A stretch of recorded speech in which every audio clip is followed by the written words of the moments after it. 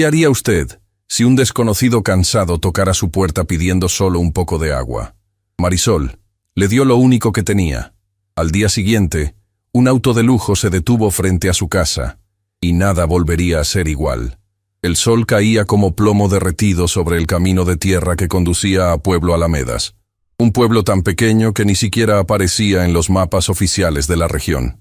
Marisol Fuentes caminaba con paso cansado pero firme, cargando una bolsa de tela desgastada con los pocos víveres que había logrado comprar esa tarde. Sus manos, curtidas por años de trabajo doméstico, sostenían la bolsa con la misma determinación con la que sostenía cada aspecto de su vida. Trabajaba desde hacía varios años en la Posada El Roble, el único hospedaje decente de la zona, limpiando habitaciones, lavando sábanas y atendiendo cualquier tarea que el gerente le exigiera. El sueldo era escaso, apenas suficiente para sobrevivir, pero era lo único que tenía para sostener a su familia. Y su familia era todo lo que le quedaba en este mundo. «Mamá, ya llegaste», exclamó Tomás desde la puerta de la pequeña casa de adobe, corriendo a recibirla con esa alegría incondicional que solo un niño de 7 años podía ofrecer después de un día entero de trabajo agotador. Marisol sintió que todo el peso del día se aligeraba un poco al ver esa sonrisa. «Sí, mi cielo», respondió ella, abrazándolo con fuerza. «¿Cómo está la abuela?» «Estuvo tosiendo un poco más esta tarde», respondió el niño con esa seriedad que la pobreza a veces obliga a los niños a adoptar demasiado pronto. «Pero le di el té que me enseñaste a preparar». Marisol entró a la casa y encontró a su madre, Herminia, recostada en la única cama decente que tenían, con la respiración un poco agitada pero con esa sonrisa serena que nunca la abandonaba, sin importar cuán difíciles fueran las circunstancias. «No te preocupes por mí, hija», dijo Herminia al notar la mirada preocupada de Marisol. «Solo necesito descansar. Ya sabes que estos pulmones míos protestan cuando cambia el clima». Pero Marisol sí se preocupaba. Llevaba meses notando que la tos de su madre empeoraba gradualmente, que sus fuerzas menguaban un poco más cada semana. Había querido llevarla al Hospital Providencia, en la ciudad más cercana, pero cada consulta significaba gastos que simplemente no podía cubrir. Así que, como con tantas otras cosas en su vida, Marisol se conformaba con hacer lo que podía con lo que tenía. Hierbas, cuidados caseros y una fe silenciosa de que las cosas mejorarían. Esa noche, después de preparar una cena sencilla y de asegurarse de que Tomás y Herminia estuvieran cómodos, Marisol se sentó en el pequeño porche de su casa, observando cómo el cielo se teñía de colores anaranjados antes de oscurecer por completo.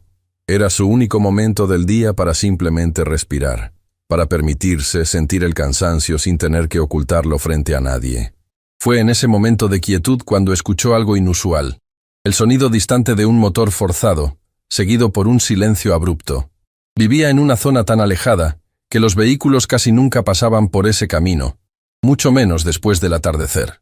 Se puso de pie, entrecerrando los ojos hacia la oscuridad creciente, intentando distinguir qué había provocado ese ruido.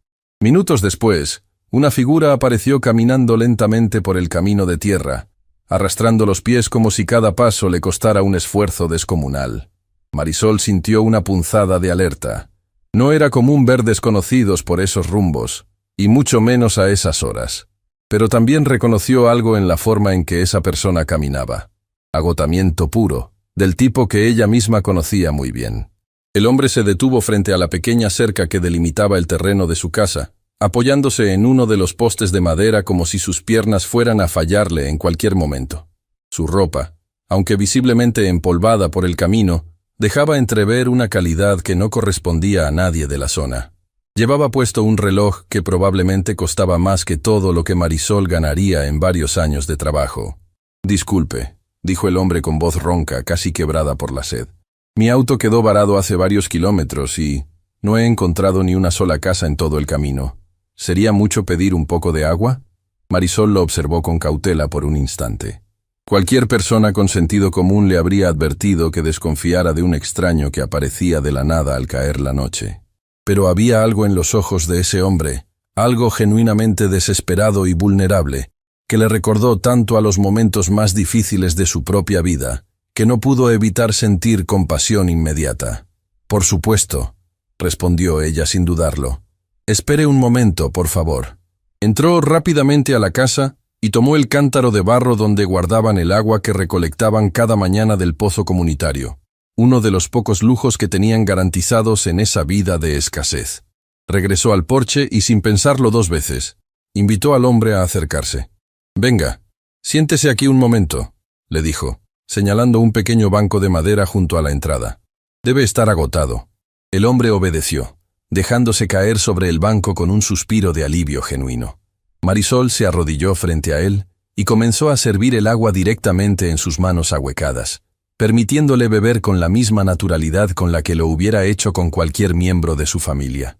El agua se derramaba entre los dedos del hombre, mojando la tierra reseca, mientras él bebía con una gratitud que parecía sorprenderlo a él mismo. «Gracias», dijo finalmente, después de calmar la sed que lo había atormentado durante todo el trayecto. «No tiene idea de lo que esto significa para mí en este momento». «No es nada», respondió Marisol con una sonrisa cansada pero sincera. Cualquiera hubiera hecho lo mismo. El hombre la miró con una expresión extraña, como si esas palabras contuvieran un significado mucho más profundo del que ella misma imaginaba. «Le aseguro que no cualquiera lo habría hecho», murmuró, más para sí mismo que para ella. Tomás, que había escuchado voces desde el interior de la casa, se asomó tímidamente por la puerta, observando al desconocido con esa curiosidad inocente propia de los niños. «Mamá, ¿quién es él?» «Un señor que necesitaba ayuda, mijo», respondió Marisol con calma. «¿Por qué no traes uno de los panes que sobraron de la cena? El señor debe tener hambre también». El hombre levantó una mano en señal de protesta. «No, de verdad, no quiero causarles ninguna molestia. Ya me han dado más de lo que esperaba encontrar en este camino». «No es molestia», insistió Marisol con firmeza suave. «En esta casa, cuando alguien tiene hambre, se le da de comer. Así fue como me criaron, y así estoy criando a mi hijo». Tomás regresó momentos después con un pequeño trozo de pan casero, entregándoselo al hombre con una seriedad conmovedora, como si estuviera realizando la tarea más importante del mundo. El hombre lo recibió con las manos ligeramente temblorosas, observando al niño con una mirada que combinaba ternura y una tristeza antigua que Marisol no supo interpretar. «¿Cómo te llamas?», preguntó el hombre al niño. «Tomás», respondió el pequeño con orgullo. «¿Y usted?». Hubo un instante de vacilación en el rostro del desconocido, una pausa apenas perceptible pero que Marisol, con su instinto agudizado por años de observar comportamientos humanos mientras trabajaba en la posada, no dejó de notar.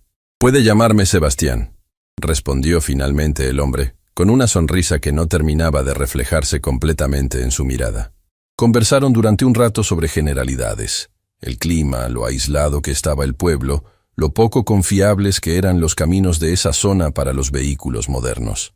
Sebastián nunca mencionó de dónde venía ni hacia dónde se dirigía, y Marisol, respetando la privacidad de un extraño al que apenas conocía, no insistió en preguntar.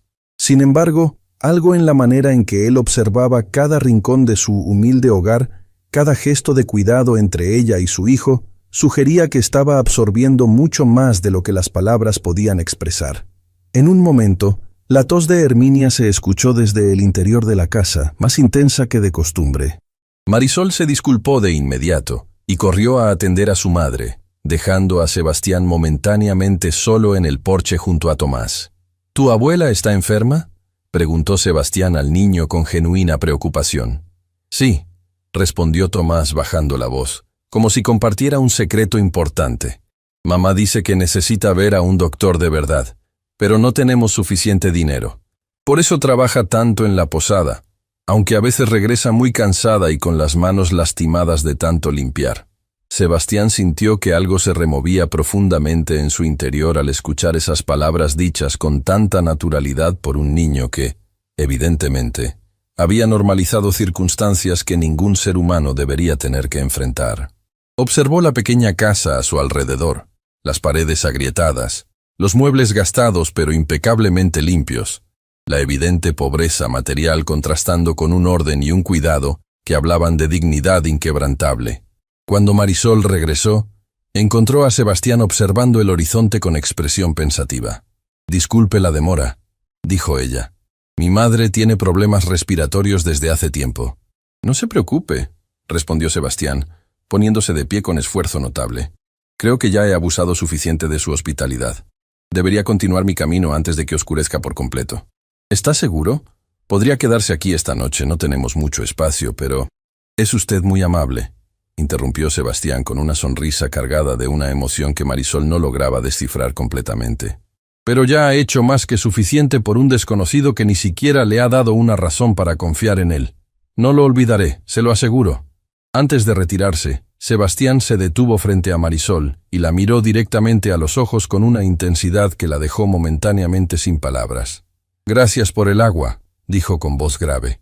«Y gracias por recordarme algo que había olvidado hace mucho tiempo». «¿Qué cosa?», preguntó Marisol, genuinamente confundida. «Que todavía existe gente buena en este mundo», respondió él, «de la que no espera nada a cambio». Dicho esto, Sebastián se alejó caminando por el mismo camino de tierra por donde había llegado, desapareciendo gradualmente en la oscuridad de la noche. Marisol se quedó de pie en su porche durante varios minutos, observando el punto donde la silueta del hombre se había desvanecido, con una sensación extraña instalada en su pecho, como si acabara de vivir algo que, sin saberlo aún, cambiaría el curso de su vida para siempre. Esa noche, mientras acostaba a Tomás y revisaba que su madre durmiera cómodamente, Marisol no pudo dejar de pensar en el desconocido y en la forma tan peculiar en que la había mirado antes de partir. Había algo en sus ojos, una tristeza profunda mezclada con una especie de determinación silenciosa que la inquietaba sin que pudiera explicar exactamente por qué.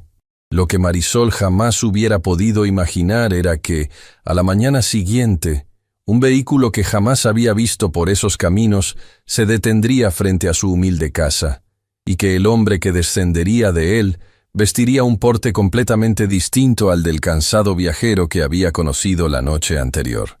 Un hombre cuyo nombre, en realidad, era conocido en todo el país por razones que ella nunca hubiera podido sospechar. La mañana llegó con una luz tímida que se filtraba entre las rendijas de la única ventana del cuarto donde dormían Marisol y Tomás. Ella abrió los ojos antes que el sol terminara de asomarse por completo, como lo hacía cada día desde hacía años, con ese reloj interno que la pobreza y la responsabilidad habían instalado en su cuerpo. Se levantó con cuidado para no despertar a su hijo, y se dirigió a la cocina improvisada para preparar el desayuno con lo poco que tenían disponible. Mientras calentaba el agua para el café, no podía dejar de pensar en el desconocido de la noche anterior. Había algo en la forma en que la había mirado, en esas últimas palabras que pronunció antes de desaparecer en la oscuridad, que se había quedado resonando en su mente durante toda la noche. Gracias por recordarme algo que había olvidado hace mucho tiempo. ¿Qué habría querido decir con eso? ¿Qué clase de vida llevaría un hombre como él, con ese reloj costoso y esa ropa fina, para que un simple vaso de agua le provocara tanta emoción? Herminia se despertó poco después, con la tos un poco más calmada que la noche anterior, aunque su respiración seguía siendo trabajosa. «Buenos días, hija», saludó con esa voz débil pero siempre cargada de ternura. «¿Dormiste bien?» «Más o menos, mamá», respondió Marisol, sirviéndole una taza de té de hierbas que había aprendido a preparar de su propia abuela. «Tuve un poco de mal sueño». «¿Por el hombre de anoche?», preguntó Herminia con esa perspicacia que solo dan los años de vida. Tomás le había contado todo con lujo de detalles antes de dormir, incluida la extraña sensación que había dejado el visitante. «No sé qué fue exactamente, mamá», admitió Marisol, sentándose junto a la cama de su madre. «Había algo en él que no logro explicar, como si cargara un peso muy grande, a pesar de tener todo lo que aparentemente le falta a la gente de aquí». «El dinero no cura las penas del alma, hija», reflexionó Herminia sabiamente. «A veces los que más tienen son los que más solos están». La conversación se vio interrumpida por el sonido inconfundible de un motor acercándose por el camino de tierra. Un sonido completamente distinto al del auto averiado de la noche anterior.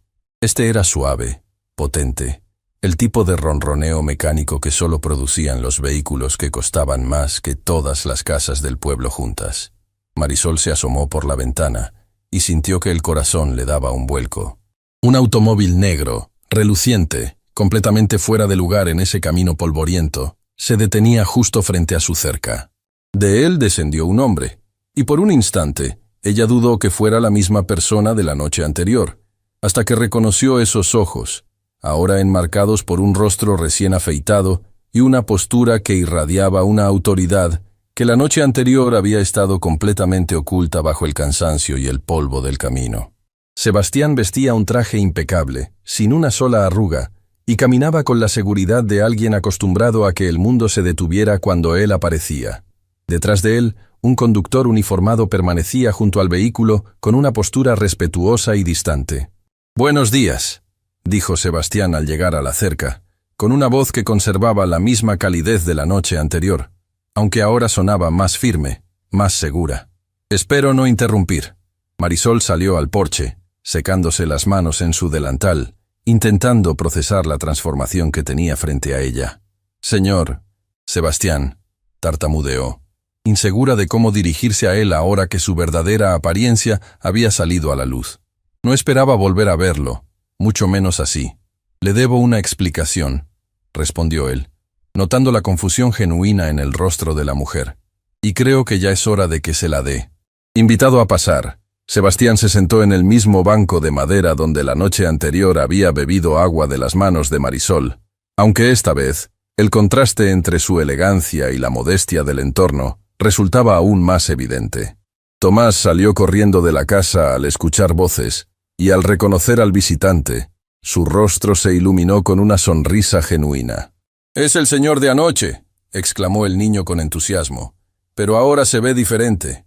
«Es que anoche tuve una noche muy larga y complicada», respondió Sebastián con una sonrisa cálida hacia el pequeño. «Pero ahora estoy mucho mejor, gracias a ustedes».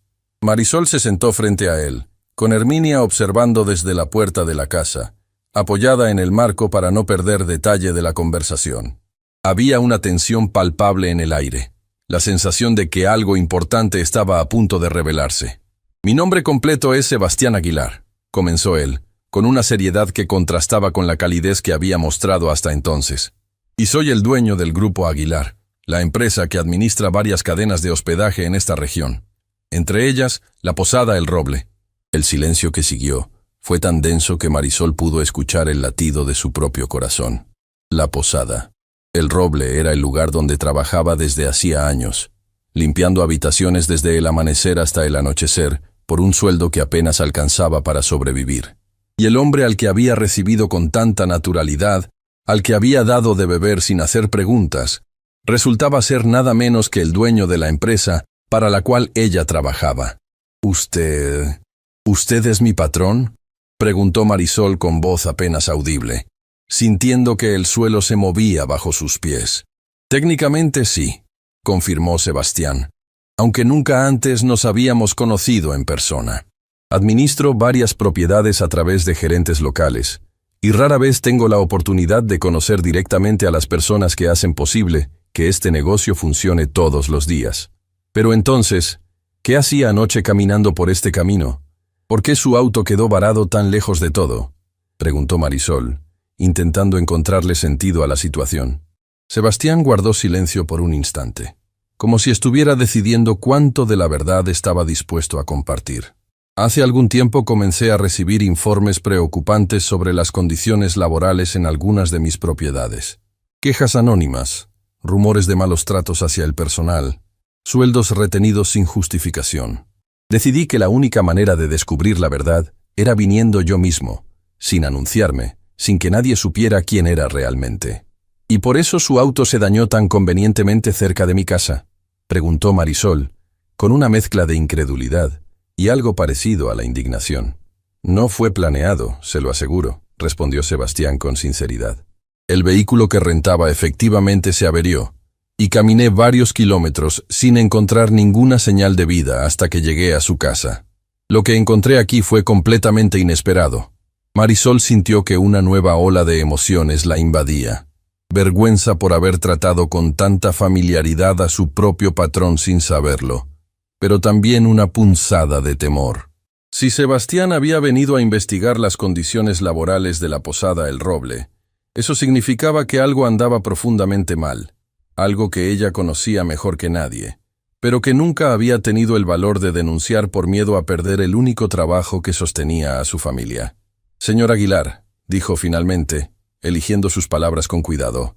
No es mi lugar hablar mal de nadie. Marisol, interrumpió Sebastián con firmeza. Necesito que entienda algo. No vine aquí para castigar a nadie sin fundamento, ni para ponerla en una posición incómoda.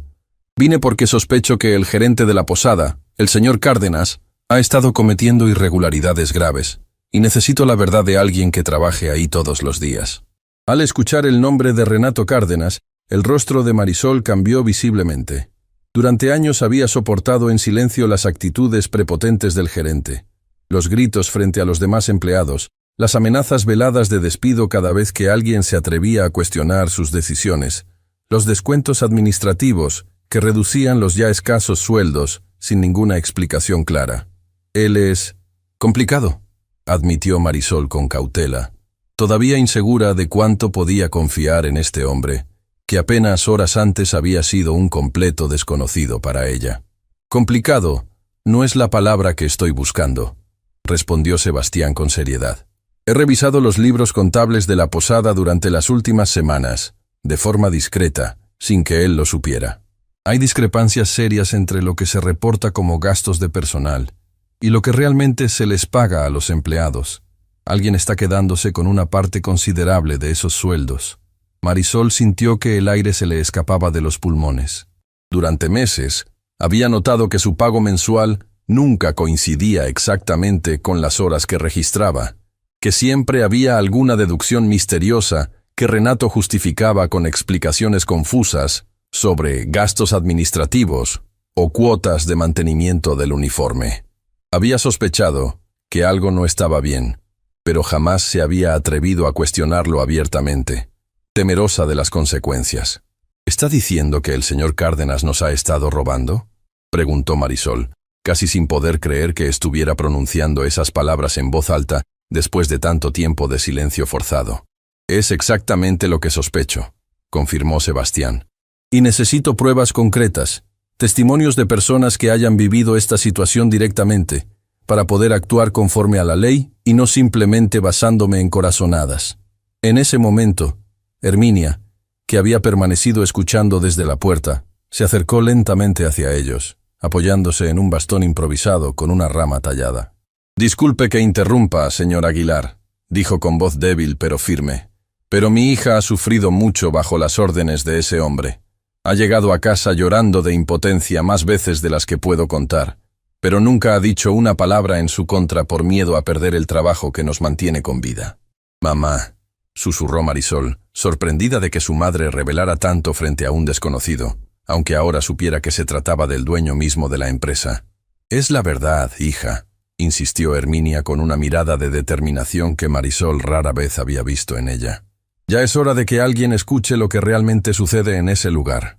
Sebastián observó el intercambio entre madre e hija con una expresión que combinaba respeto y una creciente indignación.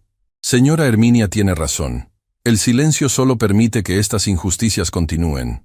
Marisol, quiero que sepa que cualquier información que comparta conmigo será tratada con la más absoluta discreción, y que jamás permitiría que usted sufriera represalias por decir la verdad». Y fue entonces cuando el teléfono celular de Sebastián comenzó a vibrar insistentemente en su bolsillo. Al revisarlo, su expresión cambió abruptamente, pasando de la calma reflexiva a una tensión evidente. «Disculpe un momento», dijo, alejándose unos pasos para atender la llamada. Marisol pudo escuchar fragmentos de la conversación, lo suficiente para entender que algo grave estaba ocurriendo en la posada. «¿Cómo que se dio cuenta de que revisé los registros?», decía Sebastián con voz tensa. No quiero que hagas nada todavía. Sí, entiendo, pero necesito manejar esto con cuidado». Cuando regresó junto a Marisol, su rostro reflejaba una preocupación nueva. «Parece que el señor Cárdenas descubrió que alguien ha estado revisando los registros financieros de la posada sin su autorización. Todavía no sabe que fui yo, pero está furioso y sospecha de todo el personal». Un escalofrío recorrió el cuerpo de Marisol al escuchar esto. Conocía perfectamente el temperamento de Renato Cárdenas cuando algo lo alteraba, y la idea de que sospechara de ella o de sus compañeras le provocaba un miedo genuino. «Señor Aguilar, si él descubre que hablé con usted, podría tomar represalias contra mí, contra Lucía, contra cualquiera de las que trabajamos ahí», dijo Marisol